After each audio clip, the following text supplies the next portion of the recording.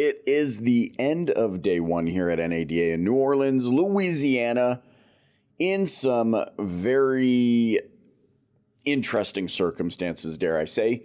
We arrived late last night, and it was late last night because what should have been an 8-hour drive in from Dallas ended up being probably closer to 12 or 13 hours.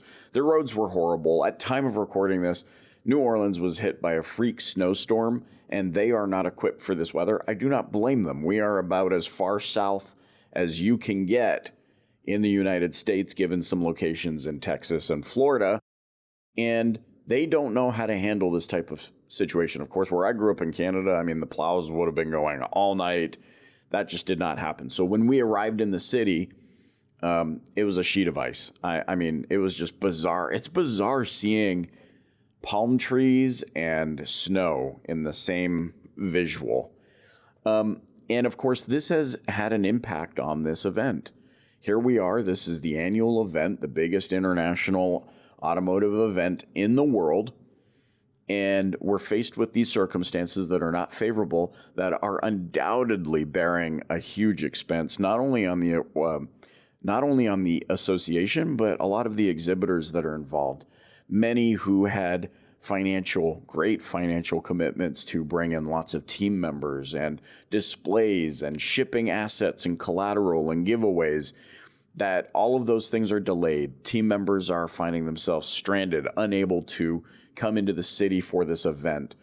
And so in a way, my heart goes out to all of these people because the expense is great and the circumstances not favorable. But there's something here that I think is so important that I wanted to get out and share with you on this quick play-by-play today, which is that my observation is somewhat hopeful and hope-filled, that here we have another circumstance that is not favorable, and yet somehow this industry is figuring out how to pull it together.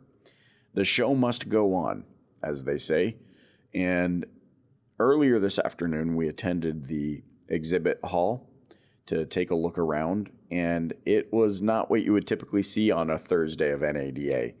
It was still largely in construction mode. A lot of the staff there working tirelessly to build booths, and there were cranes everywhere and people, hustling to and fro. And so to see that felt weird in a way. It was almost like I showed up early to a church activity and had to help put up the decorations. There was a bit of that vibe. But it also just speaks to the ability to adapt. Yet again, another scenario that we don't like, that is having an impact on us, and we still are finding a way to pull ourselves together because the show must go on. And I mean, if we haven't had enough testaments in the last few years of the resiliency and the adaptability of our great retail auto industry, I just don't know what else would need to happen. And so that really stood out to me. It is sad to see that people can't attend. It is sad to see that the OEMs have had to cancel their annual meetings.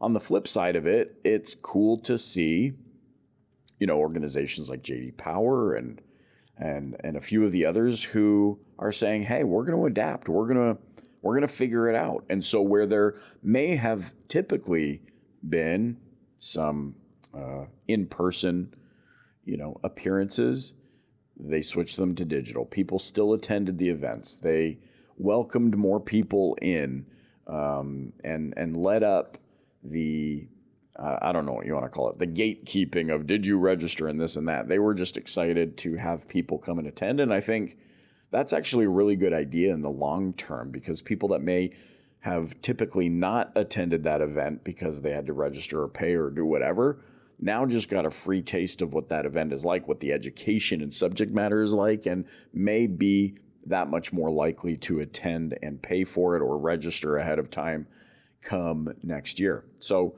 that was kind of cool to see that continued. Cool to see the exhibit hall being put up. And then, of course, we were fortunate enough, privileged to attend the Pure Cars networking mixer this evening. Shout out to my good pal, Aaron Sheeks, the CEO over there at Pure Cars. To see people that we've known for quite some time, to meet some new people, have good conversations, good food, and then to move on to the trade show, the exhibit hall, rather, the convention center, where the welcome reception was, hosted by the NADA Association, or National Automobile Dealer Association, and to see that the energy was good and people were optimistic, and it was good to see, people that we've known for quite some time there.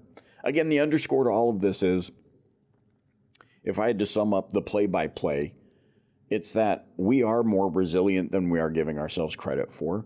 There is much to look forward to. We are adaptable. We can figure things out.